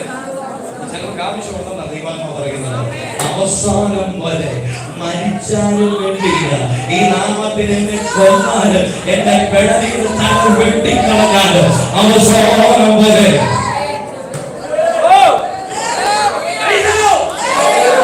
ഇറങ്ങി തിരിച്ച ദൈവമക്കളോടാ പറയുന്നത്. അവസാനം വരെ കുറച്ചു മരണം നിങ്ങളെ വേർതിരിക്കും. വിവാഹത്തിന് കൂട്ടിപ്പിരിത്തിന് പറയും, മരണം നിങ്ങളെ വേർതിരിക്കും വരെ വിട്ടുപിരിയരുത്. വിവാഹത്തിന് ഭാര്യ ഭർത്താവിനോട് ചേർന്ന് നിർത്തി പറയും, മരണം വരെ. പക്ഷെ സ്നാനപ്പെടുമ്പോ അതല്ല പറയുന്നത്, ജീവപര്യന്തം.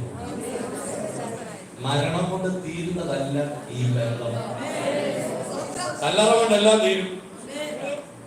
കല്ലറ 3 ദിവസം മുഖത്തിൽ വെച്ചാലും കരുതലും നിലവിളിയൊക്കെ ഉണ്ടായാലും കല്ലറ കൊണ്ട് അവസാനം പാസ്റ്റർ മണ്ണെടുത്തിട്ട് നീയോ ദാനിയിലെ പൊയ്ക്കോളാൻ പറഞ്ഞ് പെട്ടി കിടച്ചു കഴിഞ്ഞാൽ അന്നേരം മണ്ണും പഴവും പിളർന്നു. ചായ ഇപ്പോ കല്ലറത്തിൽ കൊടുക്കുക. ഞാൻ കഴിഞ്ഞ ദിവസം മരണത്തിന് പോയി മക്കളും തള്ളെല്ലാം ഭയങ്കര കാര്യത്തിലാണ്. അതെല്ലാം കഴിഞ്ഞപ്പോഴത്തേക്ക് ചായ വിളമ്പിയപ്പോഴത്തേക്ക് മക്കളും അമ്മയെല്ലാം കൂടെ സെറ്റ് ചെയ്തു. മരണം കൊണ്ട് തീരുമെന്ന്. ഈ കാണുന്ന ബന്ധോ സ്വന്തമൊക്കെ കല്ലറ വരെയേ ഉള്ളൂ. പക്ഷേ മരണം കൊണ്ട് തുടങ്ങുന്ന ഒരു ബന്ധമുണ്ട്. മകൻ സ്നേഹ യുഗകാലം വരെയോ മരണത്താൽ മറയാത്ത മകൻ സ്നേഹ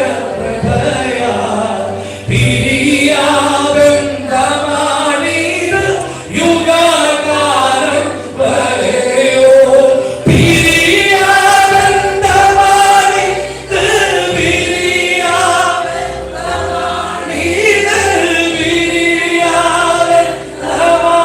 പിരിയാബന്ധമാണിത് യുഗകാലം വരെയും. നല്ലൊരു അമ്മയും പറയും, നിത്യതയെ പ്രവേശിക്കുമ്പോഴല്ല. ഞാൻ പറയാം, ഒരു ദൈവഭക്തൻ നിത്യതയെ പ്രവേശിച്ച് കഴിഞ്ഞു.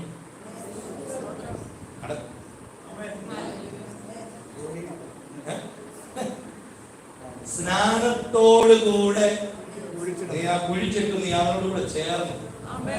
ഇതിനകത്തിരിക്കുന്നവരുടെ ജവാടക്കെല്ലാം കഴിഞ്ഞതാണ്. നമ്മളെല്ലാം നിത്യത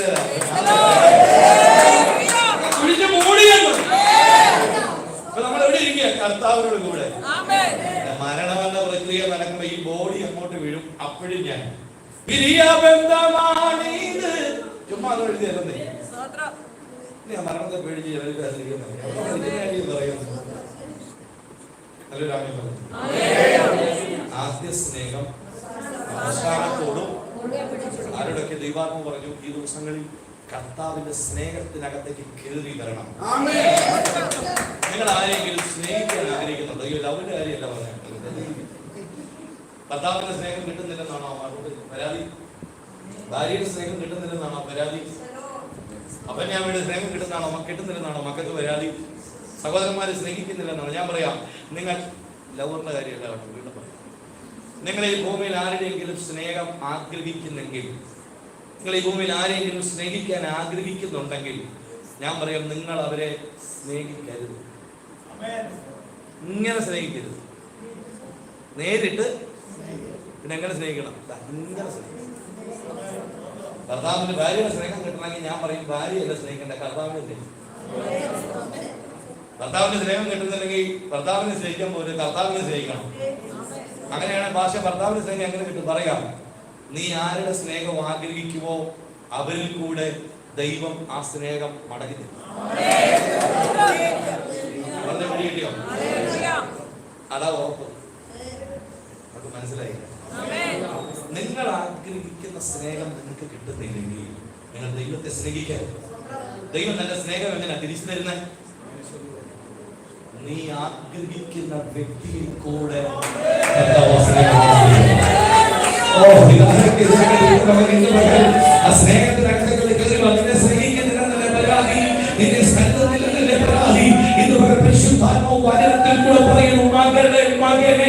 എന്നെ സ്നേഹിക്കുക, എന്നെ ഒന്ന് സ്നേഹിച്ച് നീ ആഗ്രഹിക്കുന്നവരെ ഞാൻ നിന്റെ കൂടെ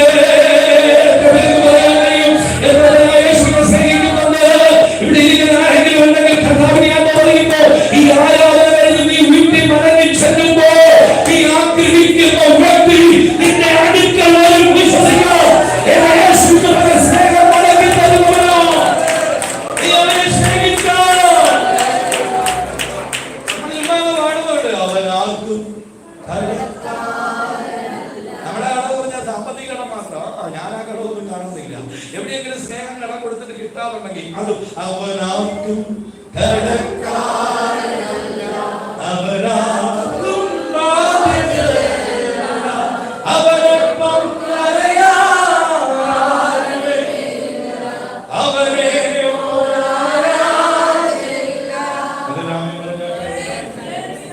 അടുത്ത ഇബ്രാഹിം വിശ്വാസികളിൽ വലിയൊരു പാറ്റ് 10:24 കാണാം. വായിച്ചു. ചിലർ ചെയ്യുന്നത് പോലെ നമ്മുടെ സഭായോഗങ്ങളെ ഉപേക്ഷിക്കാതെ. ഇത് നിങ്ങളുടെ ഗ്രൂപ്പിന്റെ ഇതല്ലേ ഇത് വീഡിയോ? അപ്പൊ അതിനകത്ത് കേട്ടോ വരാതെ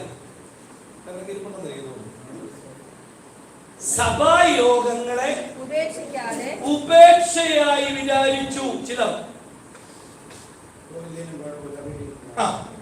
അതിനുള്ള സംവിധാനം ഉണ്ടല്ലോ. വീട്ടിലേക്ക് അവിടെ പിന്നെ ചുരിദാർ ഇടണ്ട, കുളിക്കണ്ട, പല്ല് തേക്കണ്ട. ഇവിടെ വരികയാണെങ്കിൽ കുളിക്കണം നിർബന്ധം ഉണ്ടായിട്ടില്ല. അടുത്തിരിക്കുന്നത് 4 എന്റെ ക്ഷേത്രത്തിലൊക്കെ പോയപ്പോ രാവിലെ കുളിച്ചു ഒരുങ്ങി നല്ല ഡ്രസ്സൊക്കെ ഇട്ട് പൂവൊക്കെ ചൂടി ധാരാളിക്ക് വരുന്നു. രാവിലെ 9 തല്ലി കഴിഞ്ഞിരിക്കുക, കിടപ്പില്ല. ദേശികൾ ചായണ്ട് പിന്നെ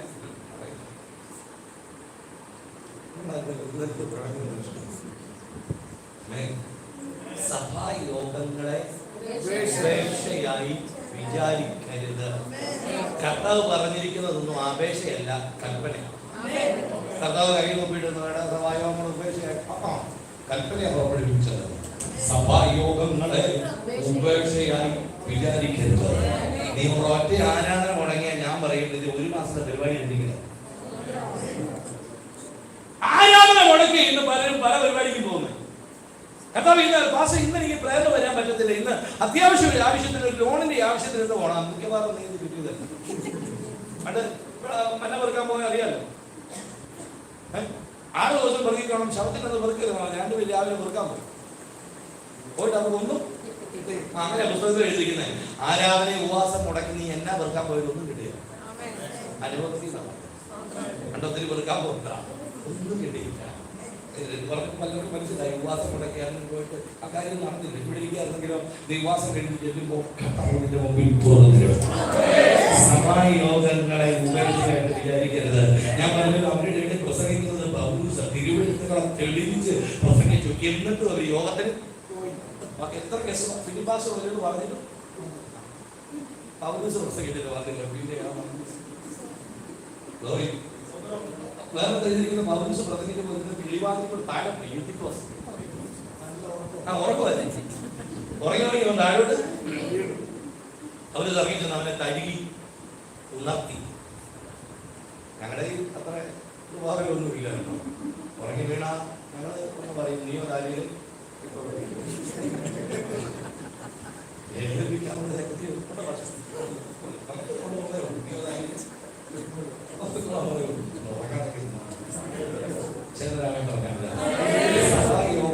ഉപേക്ഷയായി വിചാരിക്കും. ചത്താലും നമ്മളല്ല, ഏറ്റവും അടുത്ത വ്യക്തി മരിച്ചാലും ആരാധന നടക്കും. ഞങ്ങളൊക്കെ ജനിച്ചു വളർന്ന ബന്ധപ്പെട്ട ഞങ്ങളെ ഇഷ്ടംപോലെ ആരാധന കണ്ടിട്ടുണ്ടോ? ഞങ്ങളുടെ അടുത്തൊരു ആശയുടെ അപ്പച്ചൻ മരിച്ച് ശനിയാഴ്ച മരിച്ചു. വേണമായിട്ട് അടക്കായിരുന്നു. കുറച്ച് പേരോട് വരാനുണ്ട്. എഴുതുകാരൊക്കെ മറ്റു വിശ്വാസമായിരുന്നു. ഞായറാഴ്ച മോർച്ചോട്ട് വെച്ചേക്കാൻ പറഞ്ഞു. അപ്പച്ചനെ മോർച്ചയിൽ വെച്ചിട്ട് ഞായറാഴ്ച പോയി സങ്കീർത്തനം പ്രസംഗിക്കും, ദൂതും പറഞ്ഞ് രോഗികൾക്ക് വേണ്ടി പ്രാർത്ഥിച്ചു. അതിൻ്റെ ഉപവാസ പ്രാർത്ഥന അതിന് പോയി. പല ഏതാണ്ടെല്ലാം കഴിഞ്ഞിട്ട് തിങ്കളാഴ്ച രാവിലെ വന്ന് അപ്പച്ചനെ ബോഡി എടുത്തുകൊണ്ട് വന്ന് ആട്ടുവാടി പറഞ്ഞു. കാരണം എന്നാണെന്നറിയോ? പ്രമാണം കിടക്കുന്നു. ഉപേക്ഷയായി യാതൊരു കാരണവശാലും ഇത് എഴുതി വെച്ചോ, യാതൊരു കാരണവശാലും ആരാധന മുടക്കുക. ഹൃദയത്തിൽ എഴുതിക്കണം. എന്ത് വന്നാലും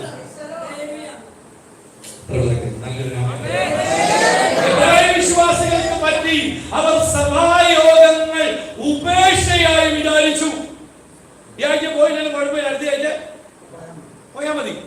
ഇതിപ്പോ ഈ ലൈവിൽ നിന്നായാലും കുഴപ്പമൊന്നുമില്ല. ഓഫറിംഗ് സമയത്ത് പാസ്റ്റർ ഇങ്ങനെ മറ്റേ സാധനം കാണിക്കും, സ്കാൻ ആവും. അവിടെ സ്കാൻ ചെയ്തിട്ടുണ്ട്. ഇത് വന്നെന്ന് അറിയാൻ വേണ്ടി വാട്സപ്പിൽ സ്ക്രീൻഷോട്ട് ഇവിടെ ഞങ്ങൾ അയച്ചൊന്ന് അറിയിക്കാൻ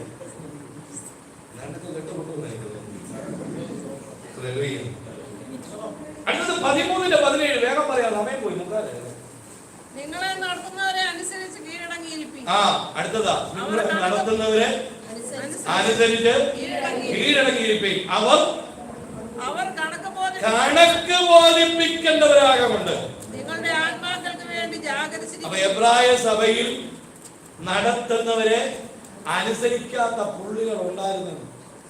ആരെയൊക്കെ ഞാൻ വീണ്ടും വീണ്ടും പറയാം. പത്രോസിനെ, പൗലോസിനെ, യോഹന്നാനെ അനുസരിക്കാത്തവന്മാര് പിന്നെ ആവാൻ പിടിച്ച്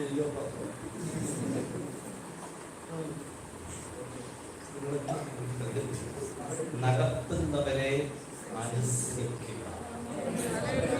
പള്ളിയിലൊക്കെ ആയിരുന്നപ്പോഴേ അച്ഛൻ വരുന്ന ബഹുമാനം ലോഹയൊക്കെ ഇട്ട് ലോഹയില്ലാത്തോണ്ടാണ്. അപ്പൊ എന്നെ ബഹുമാനം ചപ്പടി എഴുന്നേറ്റ് കയ്യേറ്റ് ഉമ്മയൊന്നും കൊടുക്കണ്ട, ഒന്നും കൊടുക്കണ്ട, ബഹുമാനിക്കണം. നടത്തുന്നവരെ കീഴടക്കണം. പത്രോസ് പറഞ്ഞ സഭ മൂർഖന്മാർക്കും കൂടെ ഉപദേശിക്കുന്ന മൂർഖനും കൂടെ കീഴടങ്ങിയിരിക്കും. അങ്ങനെ യുവന്മാരെ നമ്മളെ സഭ മൂർഖന്മാരുണ്ടെന്ന് അവർക്കും കൂടെ കീഴടങ്ങിയിരിക്കണമെന്ന് മൂർഖനോട് പറയുക. ഈ മൂർഖന്റെ വീട്ടിലാണ് മൂർഖനെന്ന് ഇവിടെ പറയുന്നുണ്ടോ? കീഴടങ്ങിയിരിക്കണം.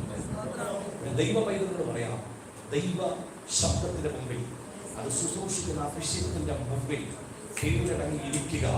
ദൈവം നിങ്ങളെ മാനിക്കും. എന്നെ മാനിക്കുന്നവരെ ഒരിക്കൽ യേശു തന്റെ ശിഷ്യന്മാരെ 12 പേരെ പിടിച്ചങ്ങോട്ട് മാറ്റി നിർത്തിയിട്ട് പറഞ്ഞു, നിങ്ങളിൽ ഈ ഒരു ചെറിയതിനു വേണ്ടി ചെയ്യുന്നതെല്ലാം. അപ്പൊ കർത്താവ് തിരഞ്ഞെടുത്ത ശുശ്രൂഷകന്മാർക്ക് നിങ്ങൾ എന്തെങ്കിലും ചെയ്താൽ അത് ആക്കാം.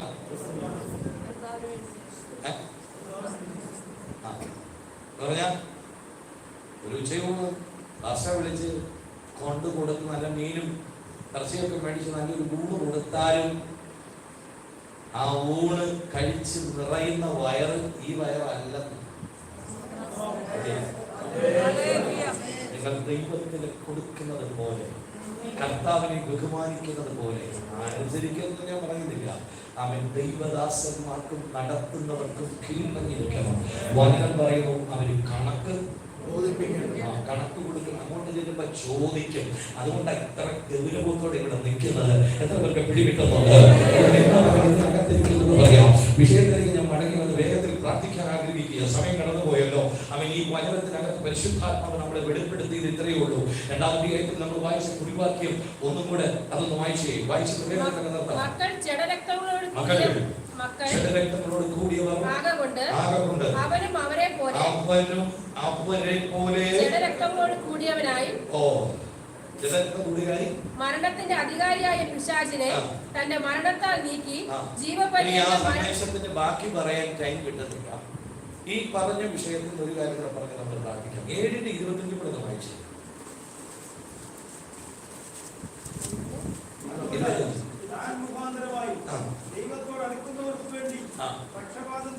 അതുകൊണ്ട് താൻ മുഖാന്തരമായി ദൈവത്തോട് അടുക്കുന്നവർക്ക് വേണ്ടി പക്ഷപാതം ചെയ്യുന്നവൻ. അതുകൊണ്ട് താൻ മുഖാന്തരമായി ദൈവത്തോട് അടുക്കുന്നവർക്ക് വേണ്ടി എന്ത് ചെയ്യുന്നു? പക്ഷപാതം. നമ്മുടെ കർത്താവ് ആകാശത്തിനും ഭൂമിക്കും മധ്യയാണ് ക്രൂശിക്കപ്പെട്ടത്. അവൻ മധ്യസ്ഥനാണ്.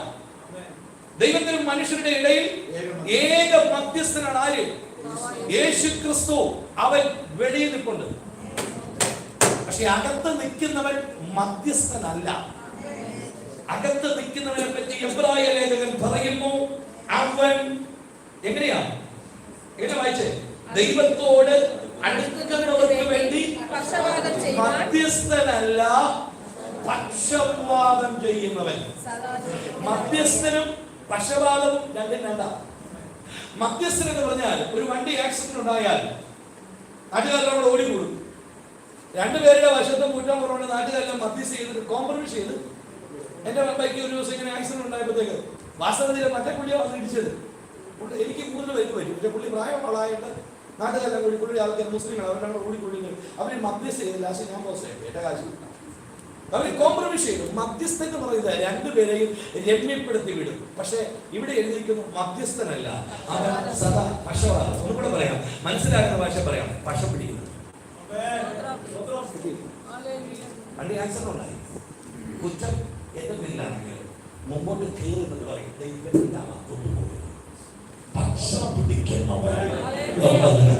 ഏതൊക്കെ കുറവുകളും കുറ്റങ്ങളും നിന്റെ പേരുണ്ടെങ്കിലും, ഏതൊക്കെ അഭിഷേകങ്ങൾ നിനക്കെതിരെ ഉണ്ടെങ്കിലും, പിടിക്കത്തക്ക നിലയിൽ നിന്റെ കേസിൽ നിന്റെ പേരിൽ തെളിവുണ്ടെങ്കിലും, ഇപ്പൊ ഇതിനകത്തിരിക്കുന്നത് പറയാം, അവൻ മധ്യസ്ഥനായിട്ടല്ല വന്നിരിക്കുന്നത്.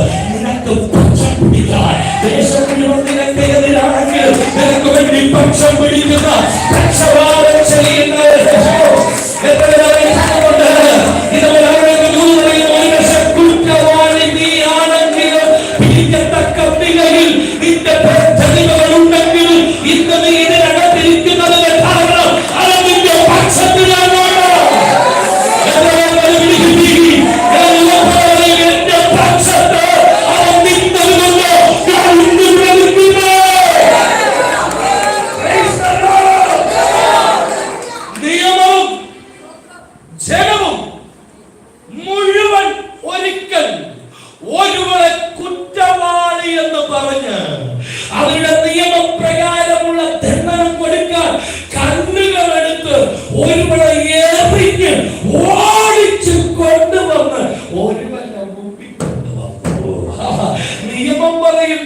ഇങ്ങനെ കുറ്റം ചെയ്തവളെ കല്ലെറിഞ്ഞു കൊല്ലണം.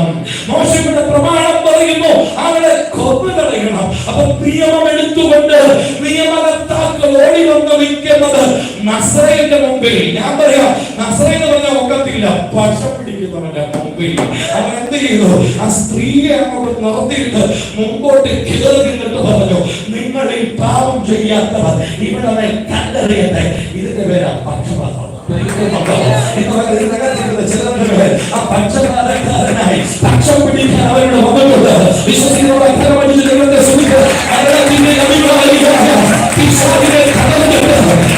വേണ്ടി പക്ഷം പിടിക്കുക, നിന്നെ കരുതുക, നിന്റെ ആവശ്യങ്ങൾ ചെയ്തു തരുക, നിന്റെ മടുപ്പ് മാറ്റുക, നിന്റെ ക്ഷീണം മാറ്റുക, നിന്റെ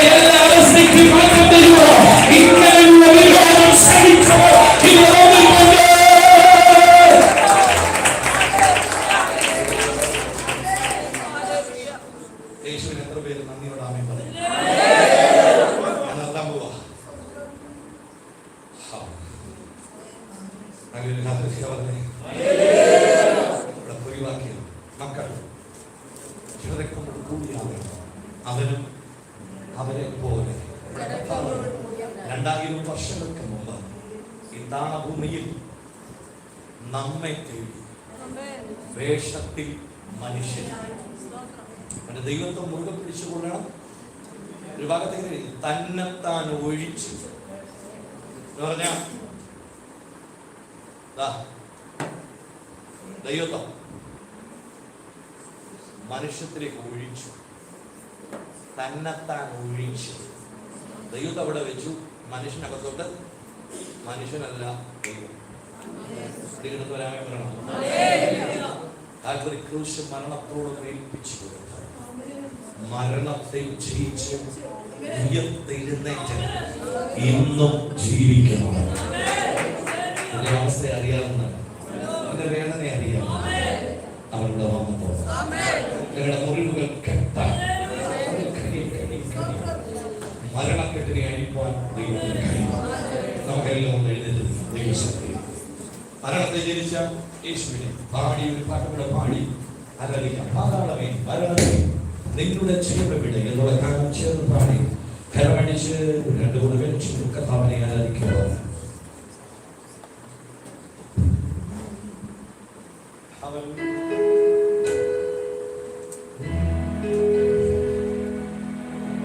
പാതാളമേ മരണമേ നിങ്ങളുടെ ജീവവിടെ കുഞ്ഞാടിലും കോട്ടരമ്പക്കാർ സമ്മാനങ്ങൾ കരമടിച്ച് രണ്ട് കരം ചേർന്നടിച്ച്